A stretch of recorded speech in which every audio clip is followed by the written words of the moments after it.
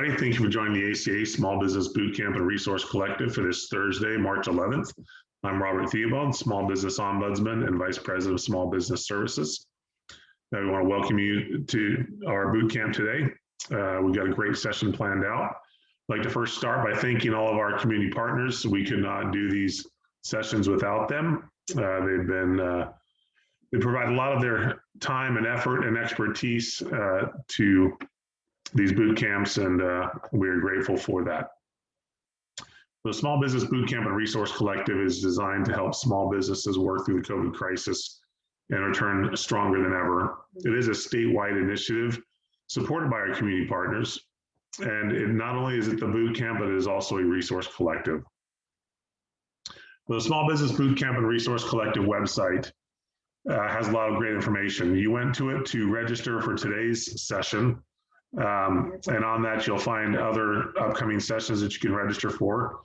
Additionally, you'll have a link to the resource collective. And then the other great part is the archive. We have recorded and we record all of our bootcamp sessions. And so we have over 125 recorded sessions available for you to go back and watch and review, creating a tremendous library of knowledge for small business owners to access with the range of topics that we've done throughout the boot camps. On the Resource Collective, you're going to find tools and guides and resources provided by our community partners to help small businesses work through this challenging time. This is just a sample list of some of the guides and resources that you can find on the Resource Collective. As you can see, covers many different industries, from retail to manufacturing to construction to cosmetology, et cetera. So there's a great amount of information available for small businesses. Additionally, on our homepage on Arizona Commerce Authority's home website, we have our Arizona business resources for COVID-19. And it is a great place to find business guidance, financial resources, and many other things to help support businesses of all sizes during the COVID-19 crisis. Additionally, we'd like to share some of the programs that we have available for small businesses. Our small business services can help with navigating the SBA, working with the SBDC and with SCORE, working with local banking contacts, et cetera. Our workforce division can help small businesses looking to hire and upskill their employees. And our Arizona MEP, Manufacturing Extension Partnership, can help work with manufacturers looking to improve their businesses. Additionally, we have our small business checklist, and this is a great interactive online tool to help people looking to start a new business, start a side gig, or expand their business lines with the licensing, registration, and compliance needs at the local, state, and federal levels. And then the final website I want to talk about is the ArizonaTogether.org, which is the state's COVID-19 information and resource page. A lot of great information, not just for business, but everything related to COVID-19. So with that, just want to go through a few updates that we've seen real quick. There's 3 websites that I have linked there. We'll post those links in the chat box so you don't have to try to write them down. But they are great resources for the COVID-19 relief options, PPP and the PPP lender list. But the main thing is that top note is a COVID relief package update. Yesterday, the House passed the COVID relief package, and so it is going to the president's desk for signature. Hopefully he'll sign it today or tomorrow. With that, there's going to be a number of updates, stimulus checks sent out to families, extension of unemployment benefits, and many other things. There's some additional PPP funding in there.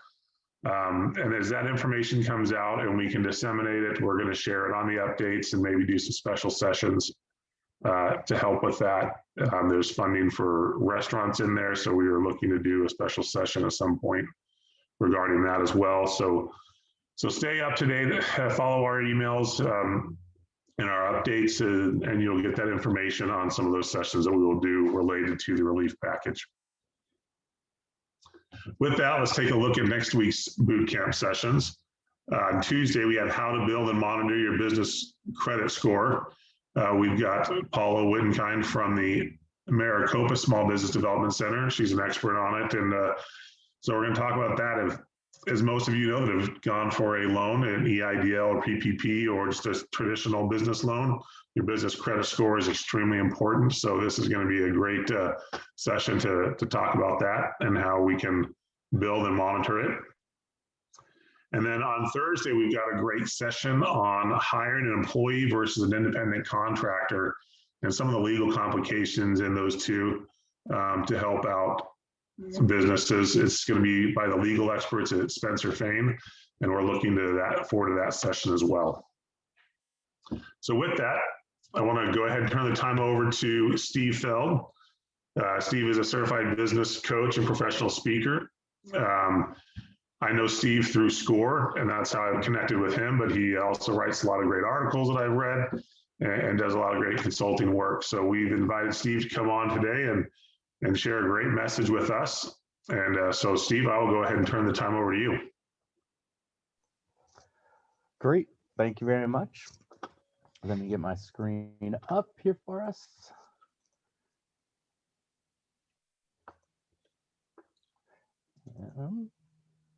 There we go.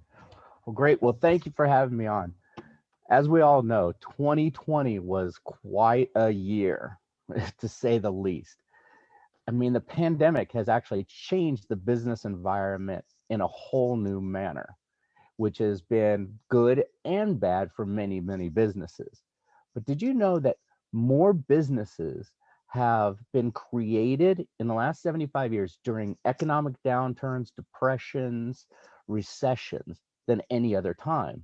And COVID 2020 has shown the same thing as well. More people started opening up more businesses last year, if you can believe that. And a lot of businesses were closing. So we're going to talk about what we learned. And everyone keeps talking about the new normal. But if we really look at the history of business and business cycles, the new normal is always changing from day to day, month to month, year to year. Just look back.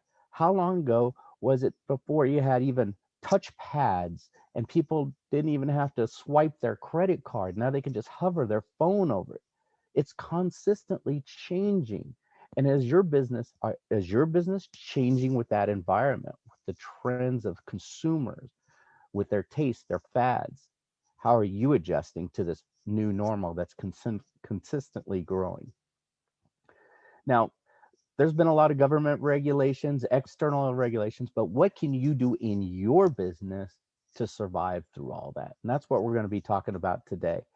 And the businesses that are surviving, thriving, and growing and have been through the pandemic view it as an opportunity versus as the end of the world, which many other businesses talked about as well.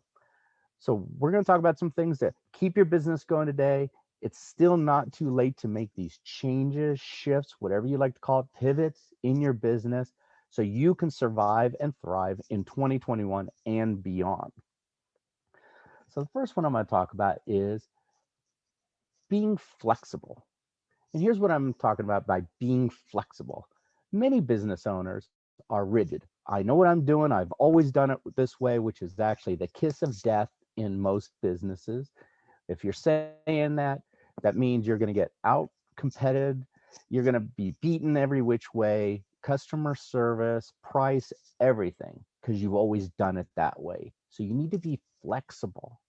And give you an example of this. So one of my friends owns a barbecue restaurant in Texas. So as we know, there's probably not a barbecue restaurant in every single corner there. They're like Circle K's here. Well, they got shut down immediately due to the pandemic. And they used to have about an 80 to 90% capacity in their dining room, which was a very large dining room, down to 0. So instead of freaking out, which they did for the first couple days, we worked with them. And it's like, wait a minute, you've been building up your social media strategy for years and years. Let's leverage it. So we started leveraging their social media strategy, started doing curbside pickup. And this was actually right before all these restaurants were starting to catch on to it. They didn't want to use those third-party delivery services because of the cost. But what happened is throughout 2020, they actually grew their business. So, and there's not a single diner in their dining room yet. So they did curbside, they did delivery. They actually hired on staff. They didn't lose any staff. They petitioned to get patio dining when it was available, which was in the middle of last year. They were one of the first ones to go patio dining out in their parking lot. They were creative. They expanded their menu. They looked at costs. We're going to talk about all these things, but they were flexible. They knew they had to adjust to make their business keep on going. Many business owners refuse to make any changes in their business. And well, sad to say, they're probably gone by now. Next, hire the best. This is something I preach about all the time to my clients and to everyone who comes through SCORE. It's hire the best. And here's what I mean by that. One bad hire can cost your business untold number of money. Not only that, it kills your morale. By hiring the best and having a good hiring strategy can actually help grow your business. So what a lot of businesses had, they had that toxic employee in their business in 2020. Meanwhile, that toxic employee spreading their vileness, if you will, to the other employees. Morale goes down, productivity goes down, customer service goes down, everything goes down. Your business is done. Simple as that. But by hiring the best, people who are, I've always believed in this, hire people who are smarter than you in that position. Why? They have that knowledge, that skill set. They're going to help you move your business forward. Take advantage of that and bring those people in. I had one business, I always hired someone who was way smarter in that particular position than I was. And the reason is I can learn from them, they can learn from me, but they're going to help me grow my business. And their customer service was great. So you always try to hire the best. And there's a lot of phenomenal people out there. Take your time. Don't do the mirror test in hiring, which is putting a mirror under someone's mouth. And when they breathe, if it fogs up, you're hired. Please don't do that. Put them through a good hiring process. Hire the best for you. They're not there to take your job. Just hire them. They're going to help you move your business forward. Okay. Don't give up. This happens in many, many businesses. We've all been there. Every business owner, if they said they haven't been there, is lying. There's that time where everything seems like the world's caving in. There's no way out. I'm going to just throw my arms up, close up shop. But the thing was, the businesses who were resilient and pushed forward and were flexible, they had the best people on board. They had systems and processes in place. They knew I can keep forging ahead. So when it gets to that time, like you're ready to give it all up, what are you doing? How can you get out of that slump to keep pushing forward? Granted, there might be that time where it is time to give up and you're not with the reality of it yet. But the businesses who survived through 2020 and are doing very, very well right now, they didn't give up. And I call this the ostrich syndrome. A lot of business owners just put their head in the sand and gave up. They thought this is going to be a 2-month, 3-month thing, and we're going to be out of it. They're gone. Those businesses are gone. So whatever you do, keep moving forward. Don't give up. Okay, I mentioned this a little bit earlier. If you're hiring the best, develop them and you to even go higher. What kind of development plans do you have in place for your staff? What kind of resources, training are you giving them as well as yourself to push your business forward? Look at all the businesses that are surviving and thriving, and they're making news headlines all the time. They all have a development program for their team and themselves. By developing your staff, what you're going to do is you're going to start realizing that the frontline workers have some unbelievably great ideas to help you move your business. They're going to see things from a different point of view than you, the owner. Listen to them. but also develop them into leadership roles. Maybe there's going to be other opportunities for other products and services in your business. So look at what you're doing to help them develop themselves. It could be everything from, one of the most famous things is like sending people to Toastmasters to become better presenters or better speakers. I know many companies that send like their sales team to Toastmasters to get rid of filler words and to be more concise in their sales presentation, which actually led to an increase in business. The salespeople that went through it loved it because it actually improved their communication skills in their personal lives as well as the business life. And those are simple little things that a business can do, and they're very inexpensive to help you develop your staff. So look at ways. How are you helping them grow as well? Put yourself in their position. You're working for someone and they're offering all these things to help you in your personal life and in your business life to grow and learn more. I mean, you're going to be a little bit more loyal to them too. Okay. Redefine your marketing. Yes. What we did in 2019 probably didn't work at all in 2020. If you were a brick and mortar store and you wanted everyone to come in through your doors and all your marketing says, come visit us, and now your doors are shut, did you change your marketing to go online, e-commerce? What did you do to change those marketing messages? And did your marketing target market change as well? The big thing that I saw in 2020 is a lot of businesses already had some kind of a social media presence. They had a marketing plan, a strategic marketing plan for social media, just like you should for everything else for your advertising. But the businesses that did not utilize social media in their best capacity, if you will, are still struggling with it. But the ones who grasp that, redefine their marketing, and realize that their market is no longer walking in the door, but shopping online or looking at online, they're the ones who pivoted over to that, redefined their marketing, built up a true social media marketing plan, and started targeting their market through social media. And they changed their messages too.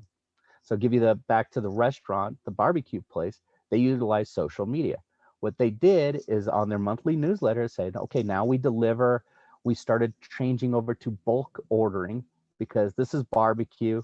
People, if you ever walk into any barbecue restaurant, you'll never see a table with one seat, a one top. You'll always gonna see at least the smallest table you might have is 4. Barbecue is a communal eating event. So they started doing bulk orders, throwing online, and then started shipping. So they redefined their marketing strategies and brought in different products and services to customize to the need of their market at this time.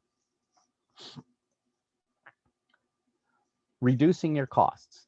This one, a lot of business owners actually neglect. It's just like when you're looking at your credit card statement and you've been paying for that gym membership for the last 2 years and you have not walked into that gym for almost 2 years, but yet you're still making those monthly payments. Many business owners are so focused on the sales and the revenue and moving their business and their day-to-day activities, they don't take the time to actually look at all their costs. Businesses in 2020, that should have been one of the very, very first things that you looked at because you have to save money now. So are you paying for those licensing fees on all your computers? We had a company that was paying $275 per month per computer. They had 72 computers in their business. And it was all for Microsoft 365. So we got rid of that. He got out of that agreement immediately and just bought the enterprise version of 365, which saved him literally almost $100,000 a year right there. Look at your costs. What are you paying for that you really, really don't need in your business? What kind of services, subscriptions? Those people who are buying all these subscription services, are they necessary to drive your business forward?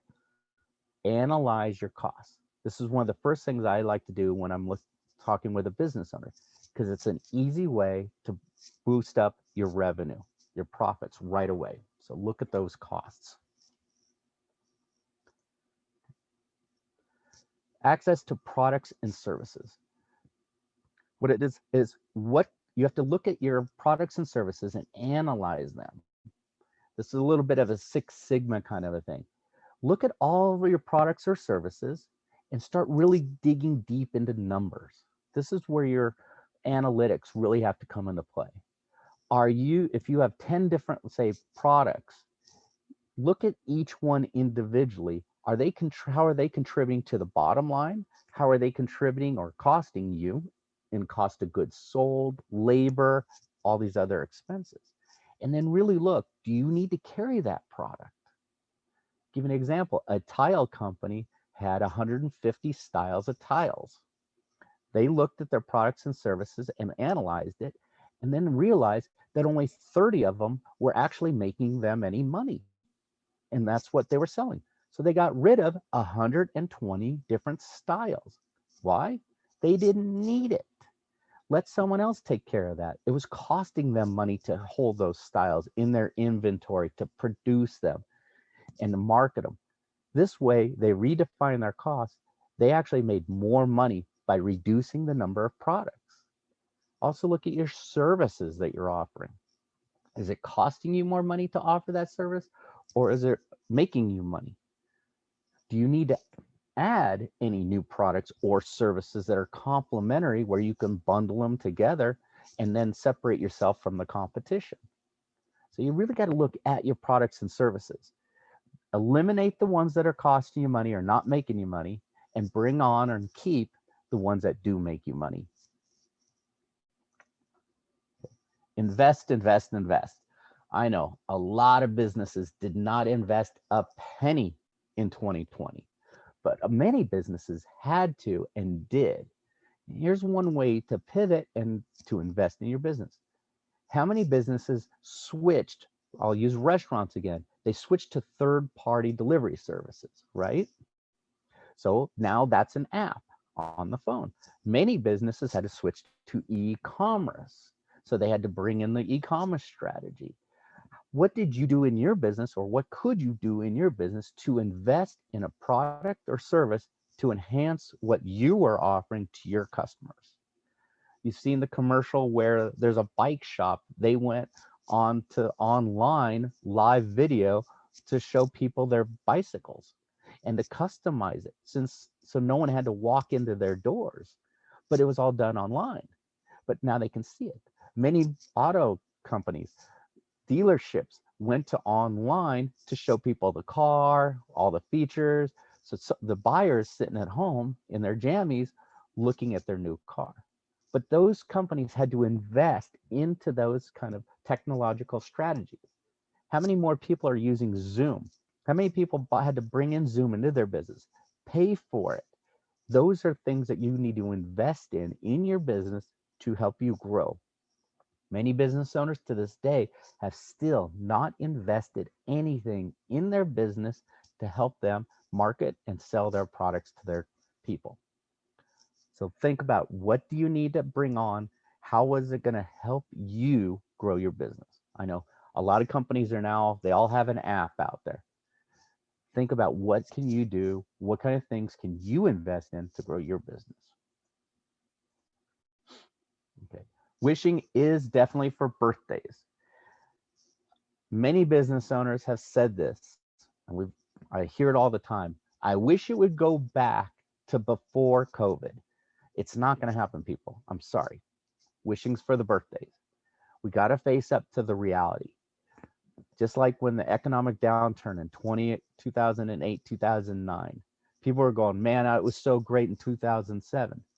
Well, it's not anymore. How did you adjust and pivot for that? You need to stop wishing that it's all going to go back to this normal and realize every day is a normal. It's how are you shifting with that normal to keep your business going on?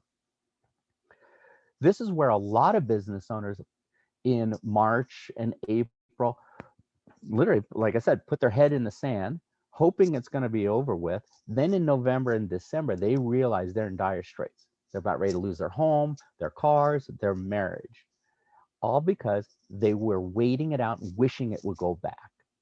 What did you do in your business to change and stop thinking, I want it to go back. You need to be looking forward in your business. Stop wishing for the past and start planning for the future, because that's where you need to be directed to. That's where your energy needs to be going, not wishing it'll come back. We all wish we were back at a certain age in our lives. It's not going to happen. You got to think going forward. Planning ahead. This one, like, I don't know a single business who actually planned for a pandemic. It's unheard of.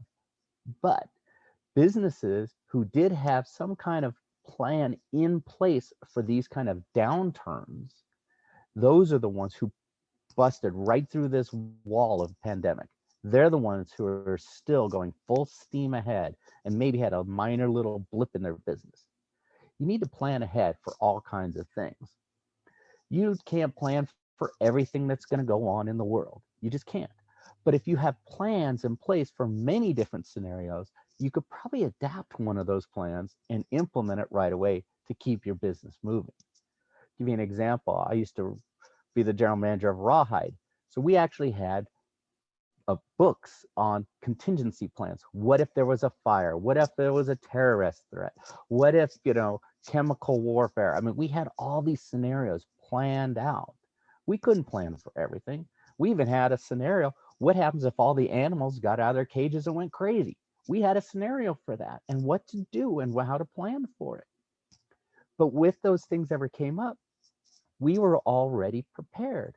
There was always something new coming up, but having a plan in place in your business, having that contingency plan in your back pocket will help you get through these times that you can adapt and keep your business moving forward. No small business owner plan for a complete shutdown. No small business owner plan for economic downturns. But you should learn from them, put them in place right now since it's already happened. How can you plan for these kind of scenarios in the future? Give me money. I love this one. Many business owners are not utilizing one of the greatest assets that they have, and that's a bank. You have a bank account, you probably have a commercial banker. Many business owners went to the bank always when it's too late. So now they're trying to get that loan to get them through this. And the bank's like, and we don't know you. You have no credit with us. We have your bank account, but we're not going to lend you money because banks, they have an aversion of risk. And small business owners are very risky. But here's how to get that money from your bank. First thing to do is develop a relationship with your commercial banker. Get to know them. Apply for the biggest loan you can get. Maybe it could be $5,000, $10,000, whatever it is, something that's probably not too big. Even let's say 5,000. Get that loan, put it in a different account, draw some interest on it, pay it off before it's due. What you're doing is building credit within the bank, building your credit up. Continually to do this, every single time, increase the number of a loan. I did this in one of our businesses. Started off, they would give me $3,000. I took it, paid it back, paid the interest on it. Next thing I know, I got 5,000 and it started building up. Next thing you know, I had a line of credit of $75,000 over the course of a year and a half. But now, if the downturn happened, I could tap into that 75,000 line of credit, but it took a while to build up. So start building that relationship with the banker, start utilize those loans, because next thing you know, the credit within the bank, it's going to go up. They're going to love you. So now when you come to them and go, I need a $75,000 loan, look at the history. He's paid back all the loans. Sure, no problem. Here's your money. So give me the money. A gift. How did you view 2020? Was it the end of the world or was it a gift? My coach has already beaten me up on this. 2020 for me and my business was a gift. I love and I'm very passionate about helping business owners survive and thrive. March, April, May was very, very busy. Trying to help business owners get through this, put in the plans, the strategic strategies to get them all through this. But many business owners want to sit back and wait it out because they saw this as the end of the world. My business is done. Oh, woe is me. I can't control any of this. You can control it. It's how you react to that scenario. So did you view it as a gift? Many business owners did. And guess what? They're doing pretty darn good right now. They did have some hiccups. Give you an example. Tattoo artist had to shut down because everyone has to come in. So they were one of the first ones to shut down. A lot of them are still just now starting to open back up. But there was ways to pivot in his business. Once he realized this can turn into a gift versus devastation for his business is now so booked. I think the last time I talked to him, he says he's booked with tattoos for all the way until August of this year because he pivoted. So he turned this negative into a positive and saw it as a gift to his business. He actually reinvented his business, streamlined his costs, everything else, and added new products and services into his business. It's a tattoo parlor, tattoo, needle, ink, arm, body parts. That's it. But there's more to that. He turned it into a gift. Now he sees it as 2020 was one of his best years ever. But for the first 2-3 months, I think 3 months, he was shut down, zero income, all expenses going out. He pivoted, saw it as the gift. Okay. Build it up.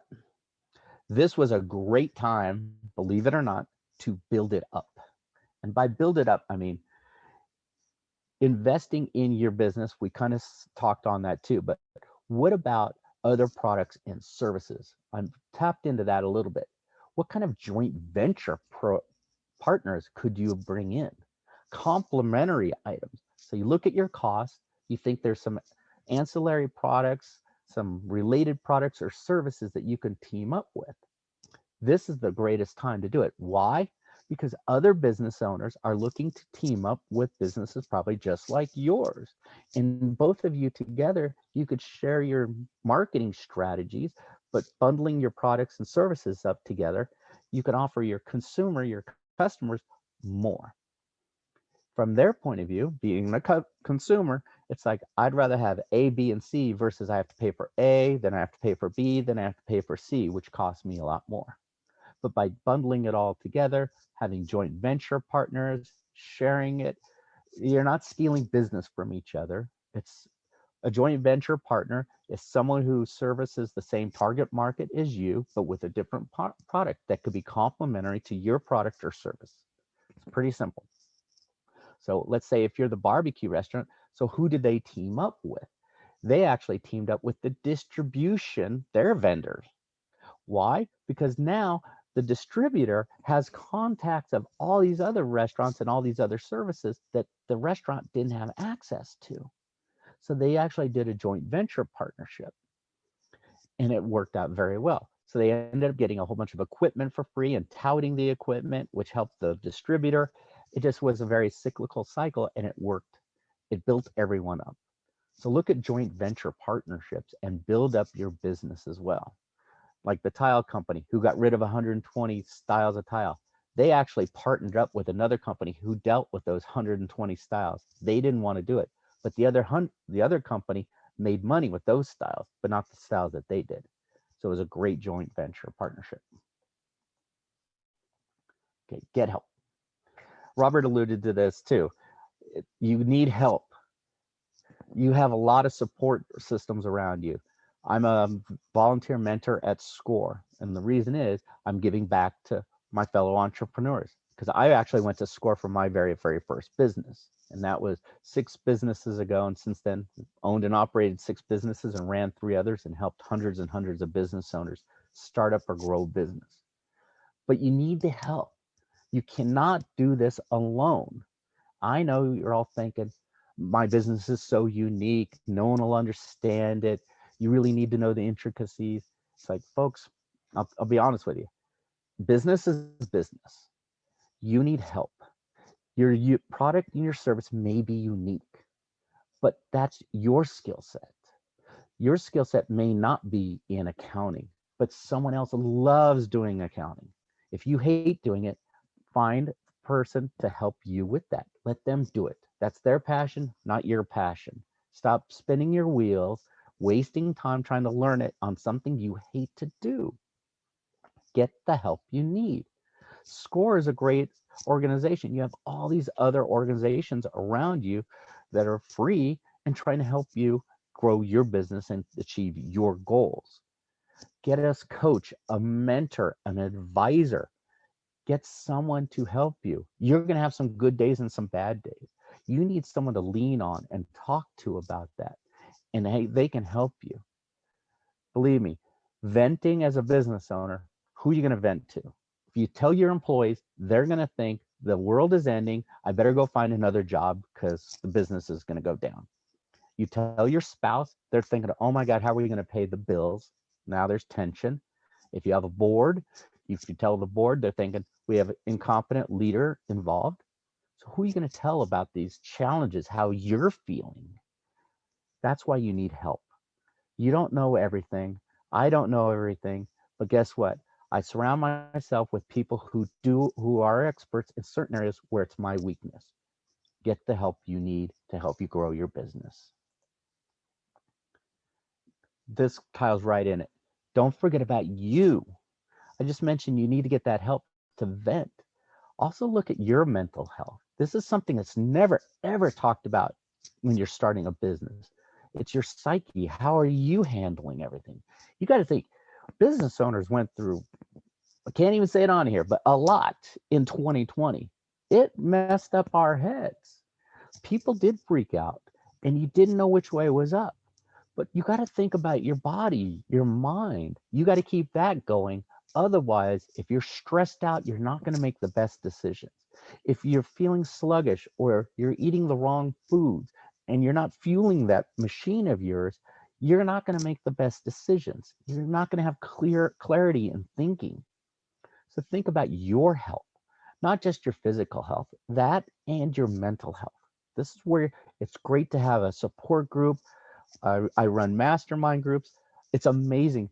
You get entrepreneurs in the room who are tough, rock solid. I mean, they're tougher than tough.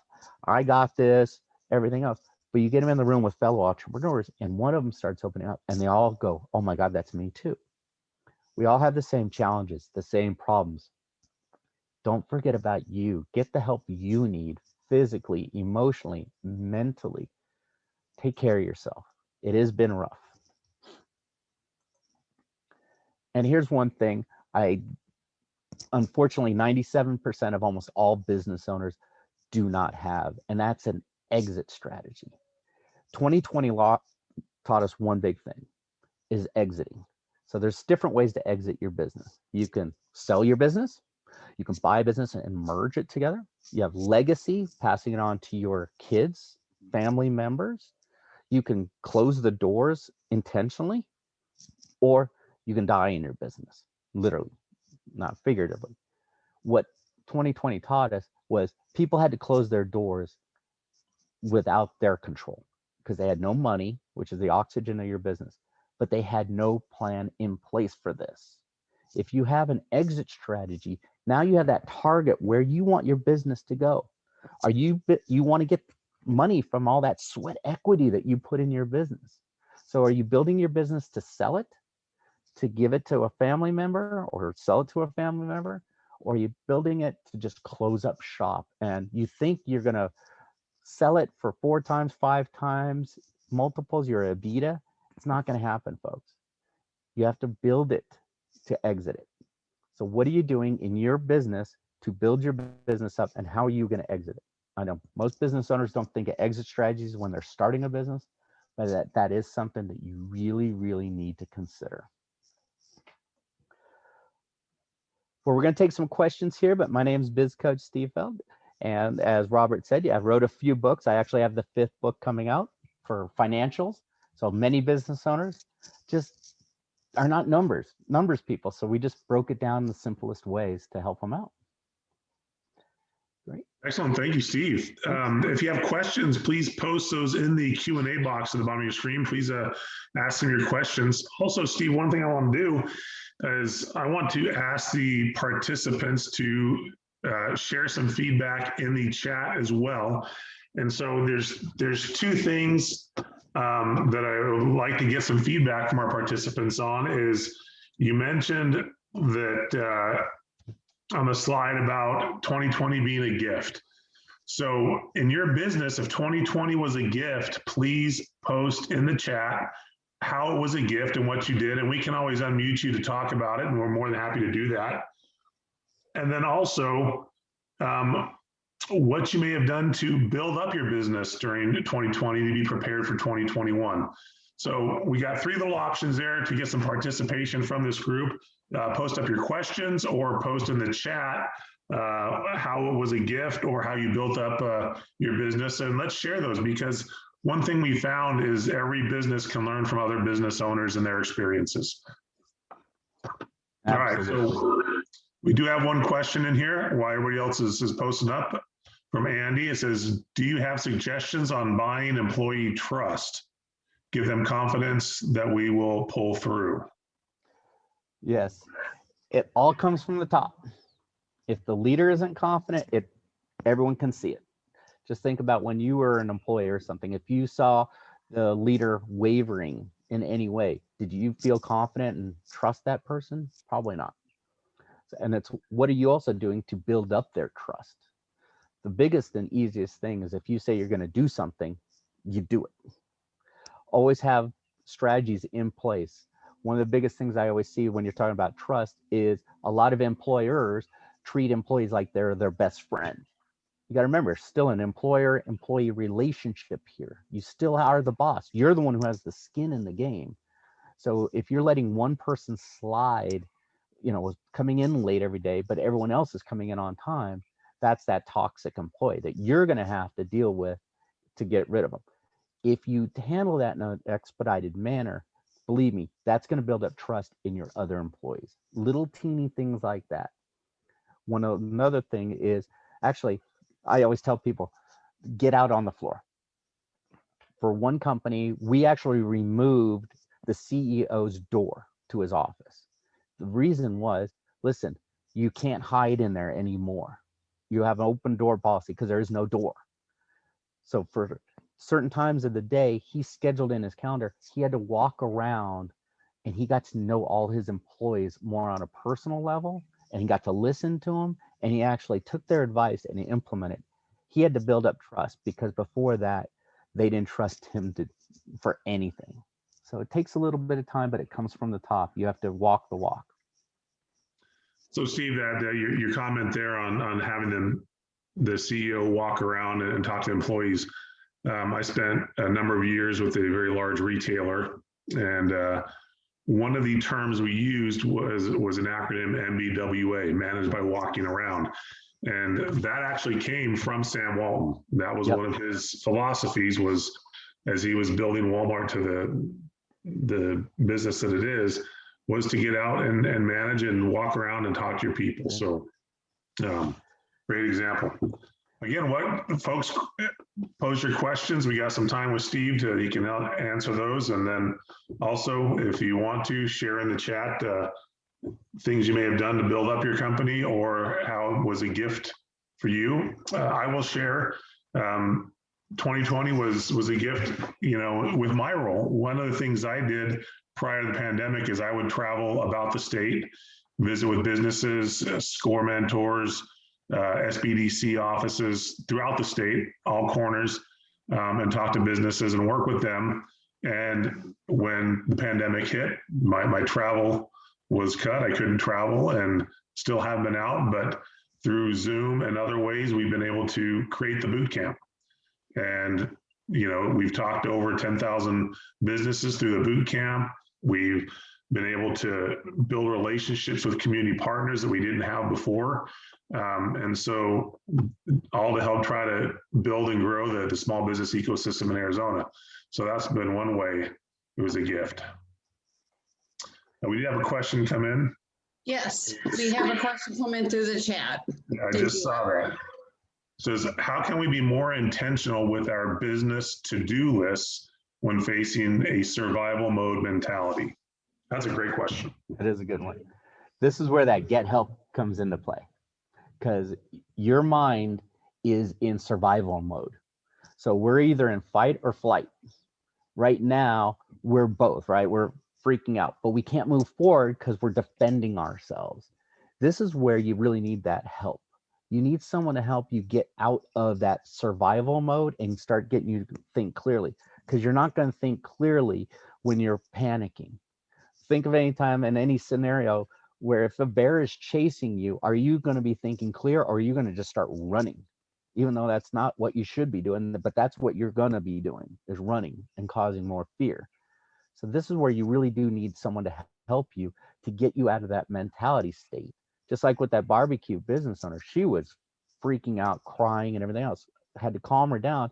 And then we started like breaking down things one by one. Once she started like listing out all the things that are the positives in her business that we can build on, her idea, her mentality shifted from survival mode to, oh my God, I'm going to blow this thing up and do great mode. But you got to get out of that mind shift. It has to shift. You're going to need some help on it. We humans, some of us can do that, but I have a coach. That's why if I talk negative, like I was saying, the pandemic was a bad year. And she's like, you got to stop saying that, because you had your best year ever. So look at it as a gift. You got to get out of that mindset that it's woe is me to I'm going to kill this. I got this. Excellent. Great response. So with that, I want to tie in, and we're going to go ahead and wrap up a little early, give everybody about 10 minutes back.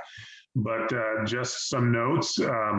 Getting help is extremely important, and there are a lot of great no-cost resources available for you wherever you are at in the state. And if you're out of state, they have them in your state as well. An easy way in Arizona, as I mentioned, and Steve mentioned, SCORE. You can go to score.org to find the information. There's 3 chapters: a Northern Arizona chapter, a Phoenix, kind of Central Arizona chapter, and then a Southern Arizona chapter. You can also go to azspdc.net for the Small Business Development Centers. They're another no-cost organization. There's also women business centers, minority business development centers, procurement technical assistance centers. They're all organizations that provide some no-cost business counseling to help you get that help.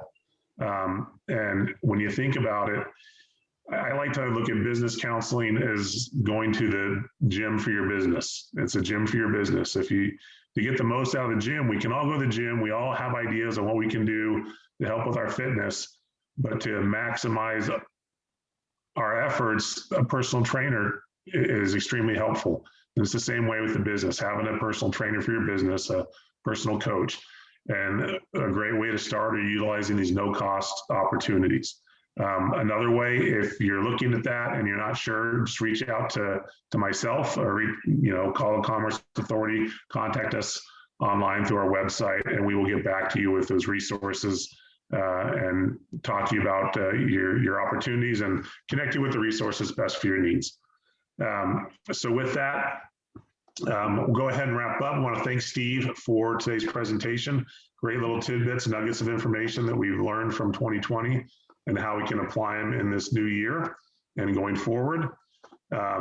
We appreciate all of you for attending. And with that, we'll go ahead and wrap up. Just a reminder, Tuesday, 9 a.m. is our next session. Everybody have a great weekend. Be safe, and we'll see you on Tuesday. Thanks. Thank you all.